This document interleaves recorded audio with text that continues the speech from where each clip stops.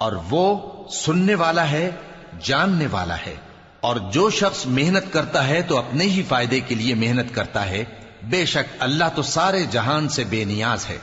اور جو لوگ ایمان لائے اور نیک عمل کرتے رہے، ہم ان کے گناہوں کو ان سے دور کر دیں گے اور ان کو ان کے اعمال کا بہت اچھا بدلہ دیں گے۔ اور ہم نے انسان کو اس کے ماں باپ کے ساتھ نیک سلوک کرنے کا حکم دیا ہے۔